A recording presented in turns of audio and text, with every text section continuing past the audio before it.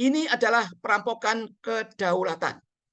Menurut PP 56 tahun 2020, MBA meliputi 17 anggota yang meliputi unsur perwakilan senat akademik, unsur mahasiswa, unsur tenaga kependidikan, dan unsur masyarakat. Menteri memiliki suara 35% dalam pemilihan rektor. Jika dilakukan sesuai dengan permen tersebut, pemilihan rektor, maka menteri akan menguasai 100% suara MBA. Dan sekali lagi, merupakan perampokan kedaulatan MBA yang ditulis dalam PP nomor 56 tahun 2020 yang ditandatangani oleh Presiden Joko Widodo. Menteri sebagai pembantu presiden nyata-nyata menantang presiden.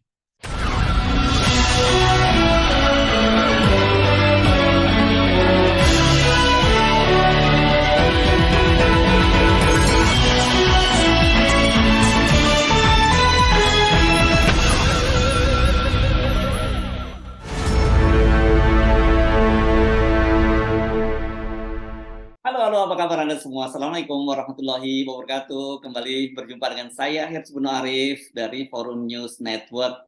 Ini dari tepian Bengawan Solo, ini sedang ada gonjang-ganjing di Universitas Negeri 11 Maret, Surakarta. Ya, rektor yang terpilih, ini Profesor Saidan ini, ternyata kemudian dibatalkan pelantikannya. Dan banyak yang menduga ini karena kaitannya Profesor Saidan ini tidak didukung oleh Mendikbudristek, Mendikbudristek lah, susah banget ini katanya ini ya, Menteri Pendidikan dan Kebudayaan serta Ristek ya, Profesor Nadiem Makarim. Ini memang satu anomali dalam situasi politik Indonesia. Biasanya rektor yang didukung oleh Mendikbud ini langsung terpilih karena memang blok suaranya sangat besar sampai 35% dan diputuskan untuk dibatalkan pelantikannya. Tapi yang menarik, Majelis Wali Amanah Universitas Negeri Surakarta yang ikut dibekukan juga oleh Mendikbud itu tetap memutuskan untuk melanjutkan pelantikan rektor. Mari saya ajak Anda untuk berbincang dengan Profesor Hasan Fauzi. Beliau ini adalah Wakil Ketua Majelis Wali Amanah Universitas Negeri 11 Maret Surakarta. Assalamualaikum, Prof. Hasan. Assalamualaikum warahmatullahi wabarakatuh, Mas Irsu. Yes, baik. Gimana? Sehat? Alhamdulillah, Mas Irsu, sehat kami. Ya, kalau lihat wajah Anda kelihatannya kok nggak ada masalah apa-apa nih, kelihatannya Prof. Aja, ya. Kami happy-happy aja, Mas Irsu. Ya, oke. Oke, update dulu. Bagaimana nih ceritanya sebenarnya? Ya, walaupun sudah menyatakan bahwa itu dibatalkan dan kemudian pelantikan juga dibatalkan, tapi MWA akan tetap melanjutkan agenda pelantikan ini pada tanggal 11 April nanti. Begitu ya? Ya, okay. Betul. Ya. Jadi ini apa konsekuensinya kalau dilakukan langkah semacam ini? Karena bagaimanapun kan rektor itu nanti mau tidak mau itu kan terus ada semacam pengesahan juga dari Kemendikbud. Dan operasi sehari-hari kan berhubungan dengan Kemendikbud. Mas Ersu, menurut PP, rektor itu dilantik oleh MBA. Oh, dilantik oleh MBA. Ini berbeda, tata berbeda. Jadi tidak perlu pengesahan. Ya. Ya memang tentu sebagai universitas, ya pendidikan, penelitian dan pengabdian itu tentu berhubungan dengan kementerian terkait, itu tentu. Ya. Tapi sejak tahun 2020 6 Oktober dengan status sebagai PTNBA itu punya konsekuensi tersendiri. Ya, sebagaimana diatur dalam PP. Ya. Nah, kenapa demikian? Kami berpendapat demikian karena PP itu lebih tinggi, Mas Irsu. Sebagai landasan kami bekerja itu PP. Nah, tentu kan permen di bawah tingkat daripada PP. Oleh karena itulah kami hierarki perundang-undangan ya, dalam hierarki perundang-undangan. Betul. Ya. Oleh karena itu kami berpandangan sesuai dengan landasan hukum tersebut, kami tetap melaksanakan tugas pelantikan. Ya. Oke. Nah, langkah lain selain melakukan pelantikan, ini apa langkah-langkah? Apakah mengambil langkah-langkah hukum atau lebih dulu berkomunikasi dulu dengan Kemendikbud? Jadi kami sudah melakukan komunikasi dengan Mendikbud, namun nampaknya Kemendikbud tidak mau menerima kami atau mungkin ada alasan tertentu.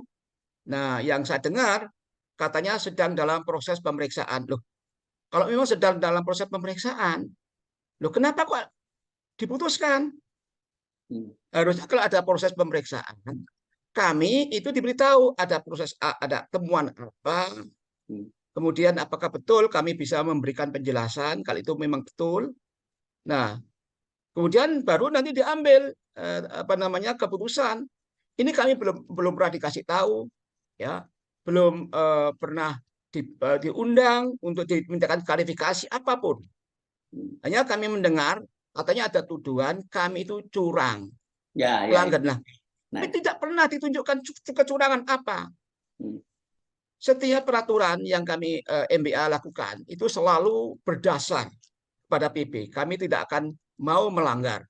Dan itu pula yang selalu dipesankan pada ketua, yaitu Mas Sekal Purnawirawan Dr. Hanus Kausa dari Cahyanto, harus mentaati 100% PP. Dan itulah yang kami lakukan. Dan saya tidak tahu atas dasar apa pemilihan itu dianggap curang, itu yang kami tidak tahu. Dan aturan yang menyangkut pemilihan itu pun sudah sah dan pernah juga ada rapat terakhir yang dihadiri oleh Pak Dirjen. Pak Dirjen merevisi satu hal, sudah sah itu dan sudah direvisi. Dan pada saat pemilihan itu kan ada 2 tahap, Mas Yesu. Tahap dari para bakal calon. Itu dikerucutkan menjadi calon.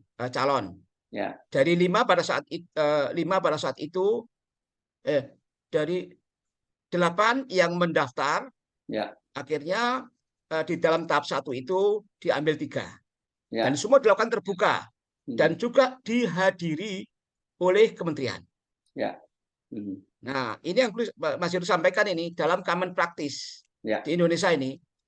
Sangat jarang pihak kementerian itu hadir pada tahap pertama. Tidak. Hampir tidak pernah. Itu berdasarkan pengalaman di PTN-PTN yang lain.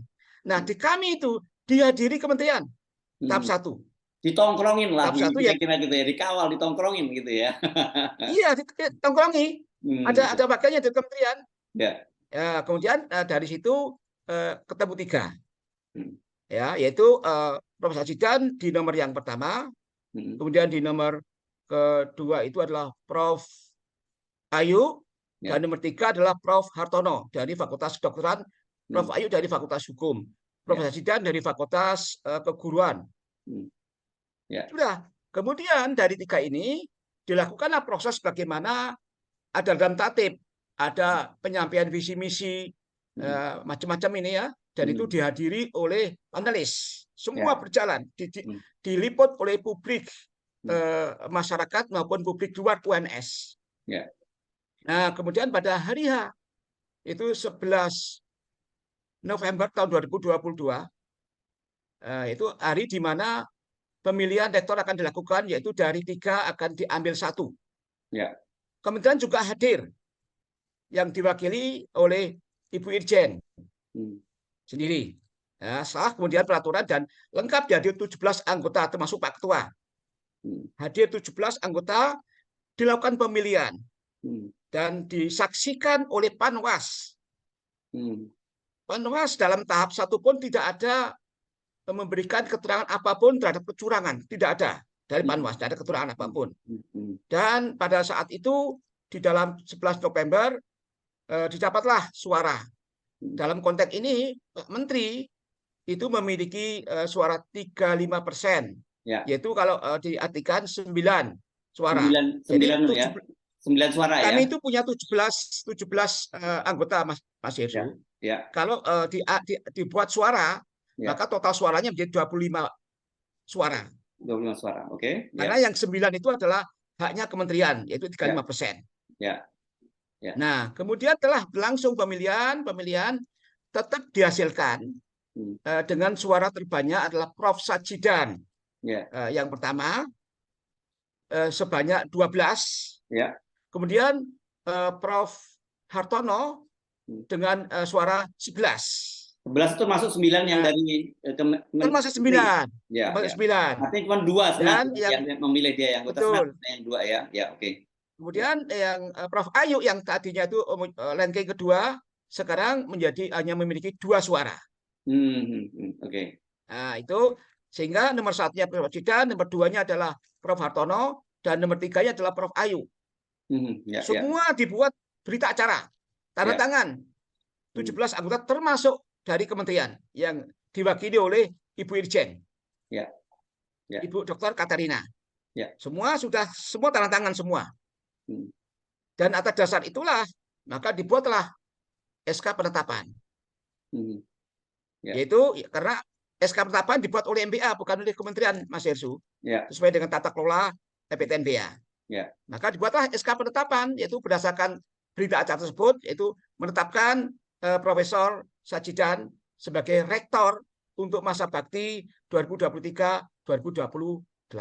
Sah, Mas Uri. Nah, hanya memang ini masanya kan cukup lama. Dan di dalam PP juga memberikan batas harus segera dilakukan. Kalau tidak segera dilakukan, katakanlah dalam masa 3 bulan belum dihasilkan rektor terpilih, maka itu menurut PP itu memungkinkan intervensi dari kementerian. Menunjuk semacam pejabat begitu ya? Ya, itu adalah kementerian akan melakukan intervensi. Itu sesuai dengan PP demikian. Kalau belum terpilih dalam masa 3 bulan. Kami itu lebih dari 3 bulan sudah terpilih, sah.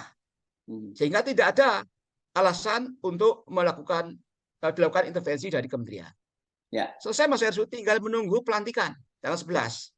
Karena memang rektor lama itu Prof. Jamal Wibowo ini itu masa jabatannya habis pada 11 April 2023.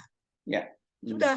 Nah, saya tidak tahu tiba-tiba dalam beberapa itu bergelinding ada kecurangan. Kami tidak pernah sehingga kami diperiksa katanya, diinvestigasi. Nah, hadirlah Irjen. Nah, padahal Bu Irjen hadir juga dalam pemilihan. Katanya ada kecurangan. Nah, waktu itu dalam rapat pertamanya kami protes. Bu Irjen, mohon maaf. Menurut PP, ini tidak ada ruang intervensi dari kementerian. Karena intervensi sebagaimana yang disyaratkan itu tidak terjadi. Kita sudah ada terpilih, sudah sah itu. Dan Ibu juga menandatangani berita acara semua 17 anggota MBA dan disaksikan oleh Panwas. Tanda tangan. Sah. Jadi dan selesai sudah. Nah, saya tidak tahu persoalannya apa, karena tetap memeriksa, monggo silakan. Nah, kami tidak pernah diberitahu bentuk kecurangannya itu apa, hanya klaim katanya curang. Nah, curangnya apa? MBA tidak pernah diberitahu. Nah, sehingga ini menggelinding terus. Nah, saya tidak tahu apa persoalannya. Nah, hingga saat ini ya kurang 7 hari pelantikan ada permen tersebut. Itulah kami bersikap karena tidak sesuai dengan PP 56. Demikian Mas Yersu. Jadi ini menarik ya. Artinya sebenarnya sepengetahuan Prof. Hasan, ini apakah untuk pertama kalinya ada seorang rektor yang didukung oleh menteri itu kemudian kalah gitu dalam pemilihan? Itu menurut kabar-kabar Mas Marisu, ya kabar karena saya juga tidak tahu ini. Setiap yang didukung menteri, konon katanya selalu menang. Nah, saya tidak tahu. Nah, kami itu tidak pernah berpikir demikian, Mas Marisu. Kami hanya menjalankan apa yang jadi tata tertib pemilihan saja. Siapa yang menang itu adalah kewenangan masing-masing anggota MBA. Nah, kebetulan Prof. Sajidan mendapatkan dukungan 12 dari suara MBA 25. Baik. Ini berarti kan sebenarnya kalau kita buat simpel, ini calon yang didukung oleh Menteri Ristek kalah dan kemudian pemilihan dan proses pelantikannya dibatalkan. Kan itu yang terjadi sekarang begitu ya kira-kira ya? Itu kesan masyarakat demikian, kesannya begitu. Nah, saya mendengar ya, sebenarnya bukan kecurangan di balik itu. Ada isu-isu yang selama ini sering kali dihembuskan berkaitan dengan radikalisme dan sebagainya gitu yang distigmakan kepada Profesor Sajidan. Apakah sempat muncul itu? Memang muncul. Tetapi kan yang bersangkutan sudah mengklarifikasi dan sudah diklarifikasi ya, dan juga pernah disampaikan oleh BNPT dan tidak ada masalah. Oh, jadi BNPT sampai turun? Tidak memprofiling. Dan tidak ada masalah sebetulnya. Itu kan karena rumah beliau itu Prof. Sajidan itu dekat dengan masjid ini sebetulnya, ya kan? Tapi apa sih salahnya dekat dengan masjid? kan gitu persoalannya. Ya. Dan Prof. Fajizan juga sudah menyampaikan ke Korem, ya. Kemudian ke apa namanya pihak yang menangani di Pemda kata wilayah, karena beliau itu wilayah di Sukoharjo, sudah mengklarifikasi dan juga sudah clear, nggak ada masalah. Ya. Jadi kalau urusan itu, bahkan beliau pernah diterima juga oleh Ketua BNPT. Oh, oke. Ya. Pernah diterima beliau. Dalam kaitan ini atau sebelum pemilihan? Setelah pemilihan, dalam beberapa waktu yang lalu. Setelah pemilihan.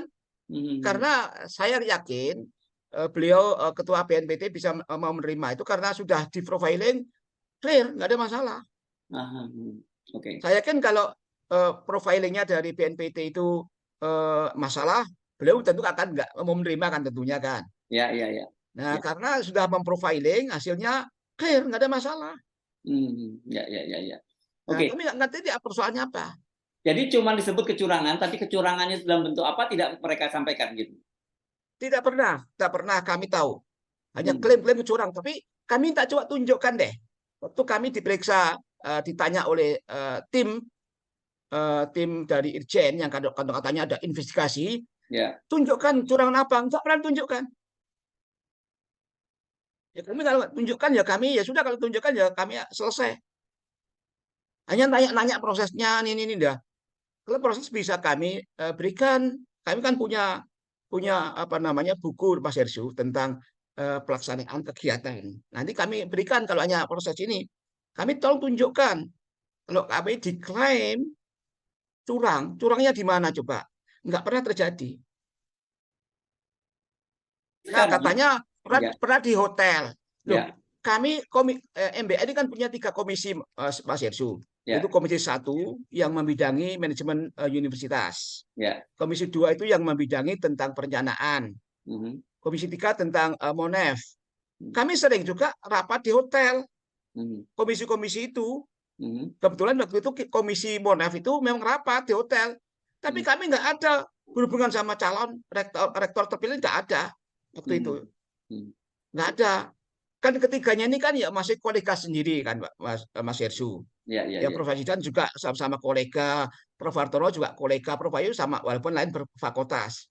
Nggak ada sejak pemilihan beliau itu mendaftar secara sah di KPU-nya UNS, ya namanya tim panitia pemilihan Mas, kalau katakanlah KPU-nya UNS lah Mas Yoyo ya. Itu kami menjaga jarak, nggak mau saya berhubungan sama mereka. Ya. Kami menjaga jarak dan nggak mau kami menerima para calon di MBA, nggak mau kami. Ya, oke. Nah, apalagi ketemu di luar nggak akan pernah terjadi. Ya, jadi langkahnya ini akan tetap dilaksanakan pelantikan rektor, ya. Dan kami akan menempuh langkah-langkah hukum. Karena kami apa itu langkah hukumnya apa yang dilakukan oleh MBA? Tentu kan kami dianggap sebagai cacat hukum. Nah, kalau cacat hukum tentu apa namanya yang memutuskan kan pengadilan, Mas Baik. Apa betul kami cacat hukum? Monggo nanti biar pengadilannya akan memutuskan. Oke. Nah, jadi artinya yang inisiatif menggugat ke pengadilan itu dari MBA-nya atau dari kementerian ini sekarang?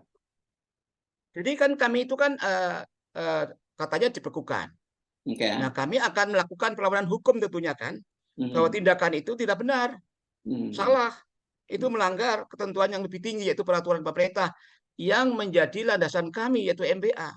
Maka kami akan apa namanya itu tuntut itu di pengadilan untuk menguji apakah betul itu mana yang salah.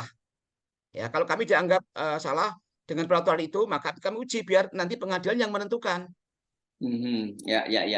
Oke, Prof, ini apa dampaknya ya? Ini dari gonjang-ganjing di UNS ini. Nah, tentu Mas Hersu, ini kan akhirnya gonjang-ganjing ini kan akan mempengaruhi ya UNS ini ya.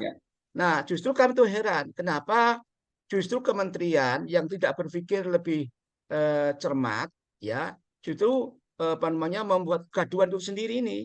Ini tentu akan sangat merugikan UNS ini. Kegiatan mahasiswa juga akan terganggu, macam-macam karena menyangkut kepemimpinan kan rektor atau Mas Hersu. Nah, ini justru kami heran, kenapa kok kementerian tidak secermat itu di dalam memutuskan. Kalau tahu itu ada persoalan dianggap salah, kami diundang, tunjukkan mana yang dianggap salah, curang. Kami nggak ngerti. Hanya klaim bahwa kami itu dalam PP-PP yang terkait dengan rektor itu dianggap cacat hukum. Tapi cacat hukumnya di mana? Dasarnya apa? Tidak pernah. Sementara peraturan-peraturan yang lain yang kami bikin selama 3 tahun nggak pernah direview. Kenapa sih kok hanya yang fokus pada Pilek? Jadi dugaannya Profesor Hasan ini apa sebenarnya motif di balik pembatalan? Ini kan ekstrim sekali.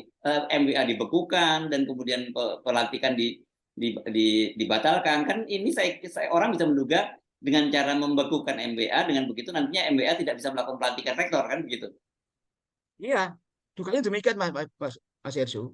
Ya. Kalau nanti itu dilakukan oleh kementerian membentuk PLT, itu Ya. justru melanggar PP. Justru yang melanggar hukum. PP-nya yang mengeluarkan PLT itu justru MBA, itu jelas dalam PP itu. Ya. Tadi sudah saya sebutkan ada peraturan yang memberi kewenangan MBA itu untuk mengangkat PLT kalau memang ada masa-masa di mana rektor itu belum definitif. Itu MBA bukan kementerian. Oke. Jadi Jadi kalau sekarang MBA-nya dibekukan, terus siapa yang melantik PLT-nya? Kan bisa vakum. Justru yang amiran Mas Ersu. Ya. Kalau MBA dibekukan, justru PT NBA dipertanyakan eksistensinya apa PT NBA. Karena PT NBA itu mesti ada MBA sebagai organ tertinggi ya di bidang non akademik mengawasi macam-macam ini keuangan dan memutuskan atau menyetujui RKT. Nah, siapa yang akan menyetujui RKT? Berarti nanti rektor nggak bisa melaksanakan kegiatan karena RKT-nya belum disetujui oleh MBA. Ya, rencana meskipun kerja, yang rencana kerja anggaran tahunan itu ya, RKT itu ya. Betul. Ya. Nah, justru katanya itu diambil alih oleh kementerian, itu yang melanggar hukum, Mas Bayu.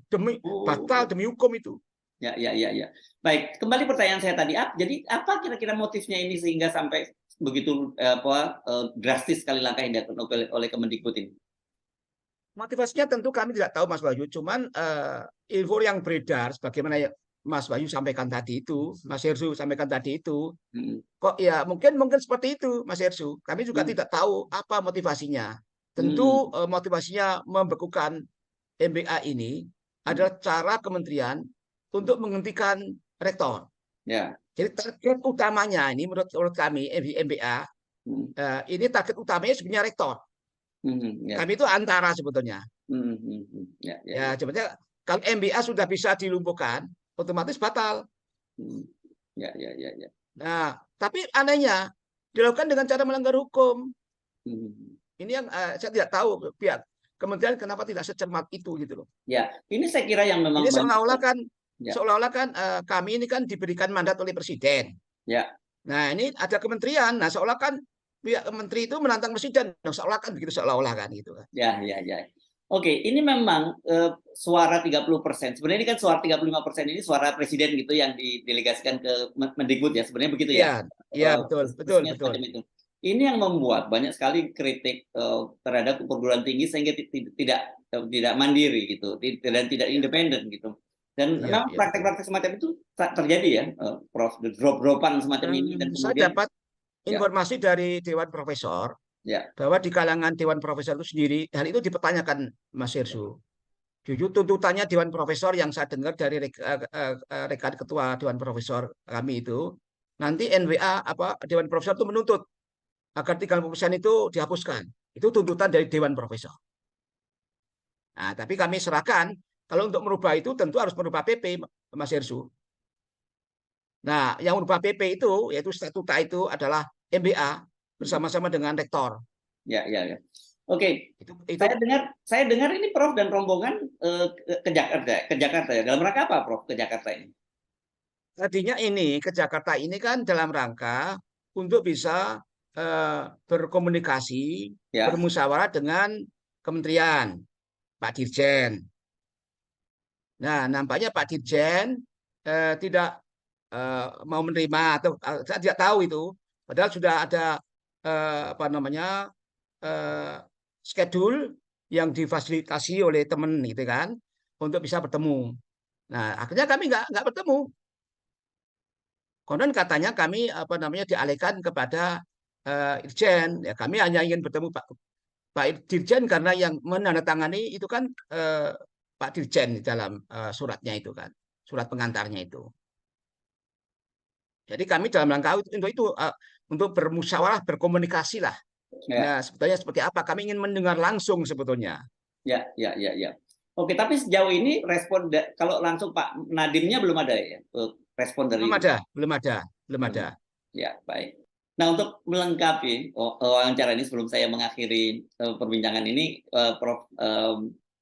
Hasan Fauzi ini akan membacakan pernyataan pers ini, dan saya kira ini nanti juga bisa digunakan oleh teman-teman pers untuk sebagai bahan gitu, karena ini bisa dianggap sebagai pernyataan resmi berkaitan dengan sikap dari Majelis Wali Amanah dari Universitas Negeri Surakarta. Silakan Prof. Hasan Fauzi. Pernyataan pers Majelis Wali Amanat Universitas 11 Maret sehubungan dengan Peraturan Menteri Pendidikan, Kebudayaan, Riset dan Teknologi Nomor 24 Tahun 2023 tentang penataan organ dan peraturan internal di lingkungan Universitas 11 Maret. Judul kami adalah Perampokan Kedaulatan, Peraturan Batal Demi Hukum. Sehubungan dengan Peraturan Menteri Pendidikan, Kebudayaan, Riset dan Teknologi Nomor 24 Tahun 2023, kami perlu menyampaikan satu, eksistensi PT NBA UNS memperoleh landasan hukum yang bersifat khusus atau lex specialis dalam Peraturan Pemerintah Nomor 56 Tahun 2020. Oleh sebab itu, terkait tata kelola, termasuk eksistensi organ ditetapkan dalam PP ini secara hierarki dengan memperhatikan Undang-Undang Nomor 12 Tahun 2012 tentang pembentukan peraturan perundangan sebagaimana telah diubah dengan Undang-Undang Nomor 15 Tahun 2019 dan Undang-Undang Nomor 13 Tahun 2022, maka eksistensi PP memiliki hierarki yang lebih tinggi dibanding peraturan menteri. Di samping itu, perlu disampaikan bahwa di samping ketaatan terhadap asas ketingkatan hierarki ini, pembentukan peraturan perundang-undangan harus partisipatif dan tunduk kepada azas-azas pembentukan aturan yang baik, termasuk kesesuaian antara bentuk dengan isi. 2. Peraturan Menteri Pendidikan, Kebudayaan, Riset dan Teknologi Nomor 24 Tahun 2023 merupakan peraturan yang aneh dan menyalahi kaidah perundang-undangan karena bentuknya peraturan tapi isinya keputusan.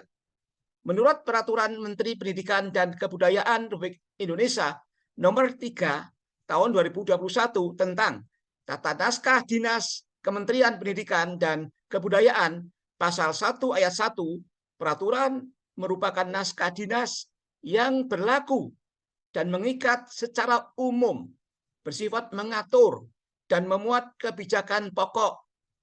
Peraturan disusun dengan teknik dan format sesuai dengan ketentuan peraturan perundang-undangan yang mengatur mengenai pembentukan peraturan perundang-undangan. 3. Dalam peraturan menteri tersebut disebutkan pertimbangan antara lain Mendikbud-Ristek bertanggung jawab atas penyelenggaraan pendidikan tinggi mencakup pengaturan, perencanaan, pengawasan, pemantauan, dan evaluasi serta pembinaan dan koordinasi. Namun, tidak dicantumkan pasal-pasal terkait dasar kewenangan sehingga pertimbangan terkesan dipaksakan dan hanya memenuhi syarat formal saja. 4. Dalam peraturan menteri selanjutnya diatur sejumlah 4 peraturan MBA UNS dicabut dan dinyatakan tidak berlaku. Keempat peraturan MBA tersebut adalah A.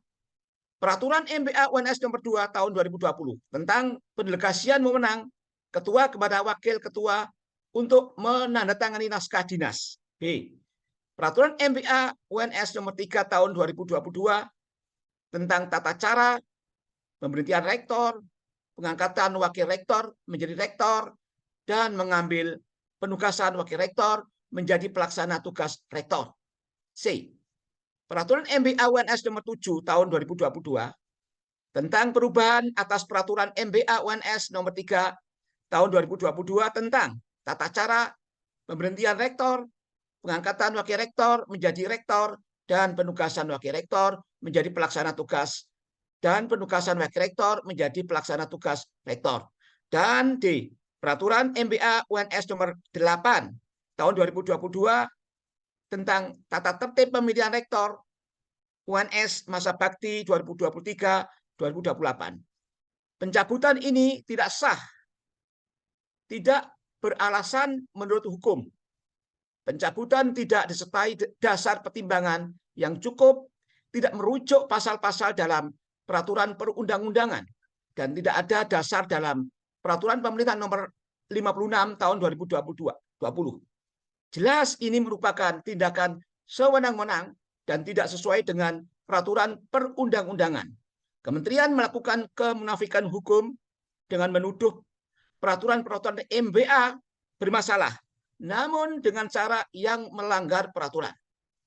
Menjadi pertanyaan besar kami adalah, dalam masa kerja MBA dalam 3 tahun ini, mengapa hanya aturan-aturan terkait pemilihan rektor yang direview oleh kementerian? 5. Pembentukan MBA dengan mencabut keputusan pengangkatan MBA UNS. Tindakan ini sewenang-wenang, penyalahgunaan wewenang, dan merupakan perbuatan melawan hukum. Tata cara pengangkatan dan pemberhentian diatur dalam PP nomor 56 tahun 2020. Dan juga kemudian di sana diatur pemberhentian itu karena alasan-alasan seperti meninggal dunia, berhalangan tetap, dan mengundurkan diri. Pembekuan tidak memiliki nalar hukum yang cukup, dan secara hukum administrasi tidak disertai alasan-alasan yang mendengar para pihak secara seimbang, kecermatan, dan fair play yang lazim dikenal dalam hukum administrasi negara. Hapusnya MBA menyebabkan status PT MBA UNS hilang karena PP nomor 56 tahun 2020 mengamanatkan adanya 4 organ PT MBA, yaitu MBA, Senat Akademik, Rektor, dan Dewan Profesor. Tugas dan wewenang MBA UNS selama dibekukan dilaksanakan oleh Mendikbudristek. Ini adalah perampokan kedaulatan. Menurut PP 56 tahun 2020, MBA meliputi 17 anggota yang meliputi unsur perwakilan Senat Akademik, unsur mahasiswa, unsur tenaga kependidikan, dan unsur masyarakat. Menteri memiliki suara 35% dalam pemilihan rektor. Jika dilakukan sesuai dengan permen tersebut, pemilihan rektor, maka menteri akan menguasai 100% suara MBA. Dan sekali lagi, merupakan perampokan kedaulatan MBA yang ditulis dalam PP nomor 56 tahun 2020 yang ditandatangani oleh Presiden Joko Widodo. Menteri sebagai pembantu presiden nyata-nyata menantang presiden. Hasil pemilihan dan penetapan rektor UNS untuk masa bakti 2023-2028 dibatalkan. Itu diantara bunyinya. Tidak ada dasar dan ruang intervensi kementerian soal ini. Lagi pula dalam tahapan pemilihan dihadiri wakil kementerian menggunakan suara 35%, yaitu dihadiri oleh Irjen Kementerian yang menyetujui dan menandatangani hasil pemilihan dalam berita acara. Dan secara semena-mena penetapan pembatalan hanya dilakukan 7 hari sebelum pelantikan. Ini mengabaikan etika dan tidak berdasar nalar hukum yang sehat. Sehubungan dengan adanya ketidaksesuaian bentuk peraturan dan substansi materi muatan yang melanggar PP nomor 56 tahun 2020 dan tindakan-tindakan yang melanggar peraturan perundang-undangan, maka MBA UNS berpendapat peraturan Menteri Pendidikan, Kebudayaan, Riset, dan Teknologi nomor 24 tahun 2023 tersebut batal demi hukum.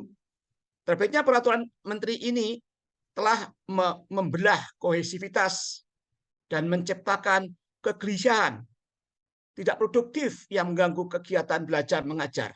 Pantas dalam hal ini kementerian bertanggung jawab terhadap situasi ini. MBA UNS akan tetap menegakkan PP nomor 56 tahun 2020 yang lebih tinggi dari peraturan menteri. MBA UNS akan tetap bekerja dan melaksanakan mandat PP termasuk penyelenggaraan agenda pelantikan rektor pada 11 April tahun 2023 yang akan datang. Mulai Senin 3 April yang lalu, pimpinan Universitas UNS secara sepihak menganggap pembekuan MBA sudah final dan tanpa konfirmasi langsung menarik fasilitas kendaraan dinas pimpinan MBA, perintah paksa mengosongkan ruang dan penghentian kegiatan para pegawai. Ini tindakan yang tidak berdasar dan semena-mena dan hanya melegitimasi bahwa pimpinan Universitas 11 Maret memiliki kebencian yang mendalam kepada MBA. Informasi dan sikap-sikap MBA ini perlu kami sampaikan demi tegaknya peraturan perundang-undangan dan keseimbangan informasi. MBA UNS mengucapkan terima kasih dan mohon doa terbaik agar semua fungsi organ dapat dijalankan dengan baik. 5 April, Surakarta 5 April 2023. Ketua Profesor Hasan Fauzi, MBA, PhD, CE, CSRA. Sekretaris Profesor Triatmojo Kusmayadi, MSc, PhD. Demikian Mas Yesu, poin-poin dari press release kami tersebut. Baik, terima kasih Profesor Hasan Fauzi atas Mas Yesu. ya. Assalamualaikum warahmatullahi wabarakatuh. Waalaikumsalam warahmatullahi wabarakatuh.